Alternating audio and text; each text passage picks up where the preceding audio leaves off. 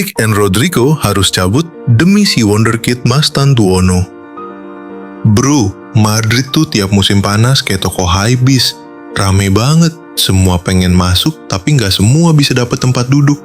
Nah, musim panas 2025 ini ada drama baru. Franco Mastantuono dateng dan orang-orang mulai pada nyeletuk. Endrick sama Rodrigo harus dikorbanin nih. Serius, mari kita kulik pelan-pelan biar nggak asal ngegas. Siapa Franco Mastantuono, bro? Lo belum kenal Mastantuono?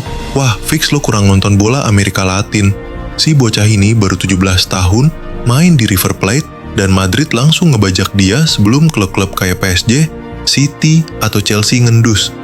Dia tuh gelandang serang lincah, kaki kiri maut, IQ bola tinggi, dan punya aura-aura Messi muda. Santai, bukan overhype, tapi emang mirip gaya mainnya. Posisi naturalnya, playmaker di tengah. Tapi dia bisa nyelip ke sayap kanan sebagai inverted winger juga, jadi agak-agak overlapping sama Rodrigo and Arda Güler. Kondisi Real Madrid saat ini, kebanyakan pemain muda berbakat. Coba lu bayangin lini depan Madrid sekarang, Vini Junior fix starter kiri.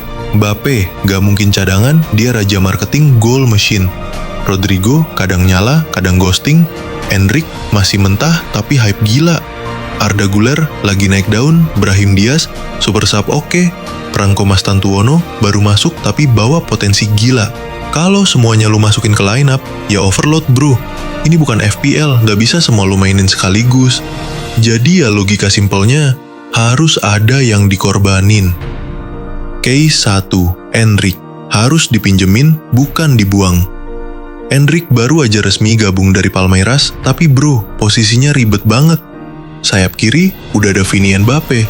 Striker tengah bisa, tapi bukan role naturalnya. Madrid masih butuh target man, bukan second striker.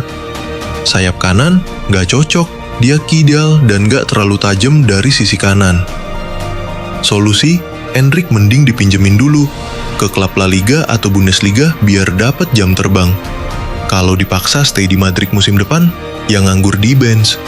Talentnya sayang banget kalau dikekep doang. Case 2, Rodrigo.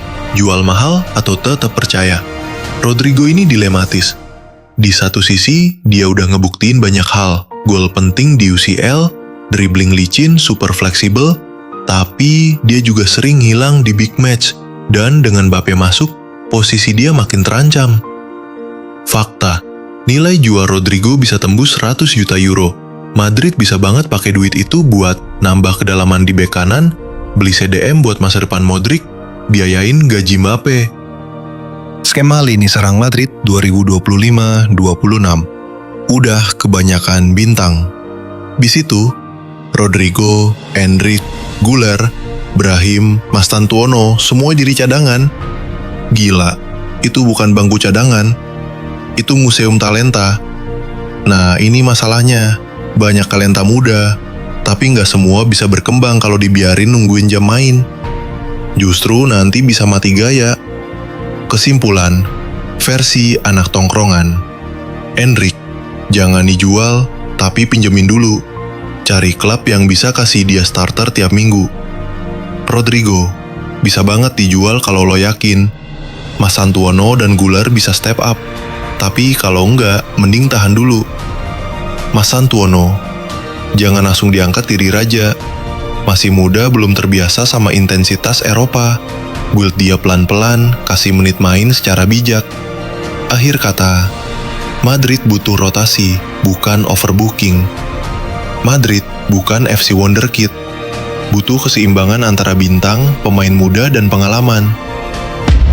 Kalau semua anak muda dipelihara tanpa kejelasan jam main, yang ada bukan berkembang, malah pada mental down atau cari klub lain. Jadi, bukannya Endrick dan Rodrigo harus pergi, tapi harus realistis soal siapa yang beneran bakal kepake. Cerita besar di balik transfer Madrid 2025. Kenapa Endrick dan Rodrigo harus ngalah buat Franco Mastantuono?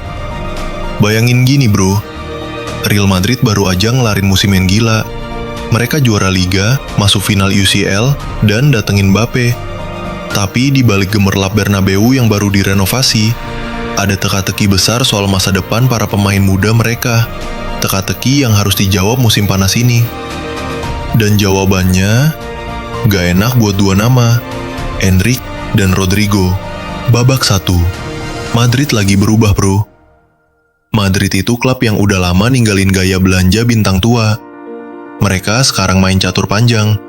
Dari Modric, Camavinga, Kroos, Valverde, Benzema, Bellingham, semua direncanain. Kayak bikin bangunan pakai blueprint. Nah, sekarang giliran lini serang yang lagi dirapihin. Mereka udah punya Vini, Mbappe, Güler, dan tiba-tiba muncul bocah Argentina kidal yang mainnya kayak Messi mini, Franco Mastantuono. Baru 17 tahun, tapi udah jadi motor River Plate. Madrid lihat dia bukan sebagai cadangan, tapi masa depan. Babak 2, si Franco yang beda level. Franco itu bukan wonderkid biasa. Madrid rela rogoh 45 juta euro buat dia, buat bocah yang belum genap 18 tahun. Itu kode keras. Kami siap ngasih lo panggung. Dia bisa jadi otak serangan, bisa main di kanan, tengah, bahkan turun ke dalam. Dan masalahnya posisi itu udah rame banget di Madrid. Ada Rodrigo, Endrick, Güler, Brahim. Lah terus siapa yang dikorbanin? Babak 3. Endrick korban. Waktu Endrick baru datang dari Palmeiras, bintang muda Brazil, harusnya dia jadi proyek besar Madrid. Tapi masalahnya posisi favoritnya di kiri udah dikunci Vini. Mbappe juga sering main di tengah atau kiri. Endrick belum cukup matang jadi striker murni. Dan dia belum adaptasi ke gaya Eropa. Akhirnya, dia cuma bakal duduk di bangku cadangan sambil ngelamun. Solusi realistis? Pinjemin dulu ke klub yang bisa kasih dia jam main. Biar dia nggak jadi Odegaard jilid 2. Dibeli muda, nganggur, lalu meledak di klub lain. Babak 4. Rodrigo, si serba bisa, tapi gampang diganti. Rodrigo itu pemain yang punya jasa besar. Comeback lawan City, gol-gol penting, banyak. Tapi, dia nggak punya identity yang jelas. Dia bagus di kanan, bisa jadi second striker, tapi nggak punya spesialisasi yang bikin dia wajib main tiap minggu. Dan lu tahu Real Madrid, kalau ada tawaran besar, dan lu bukan untouchable, lu bakal dilepas.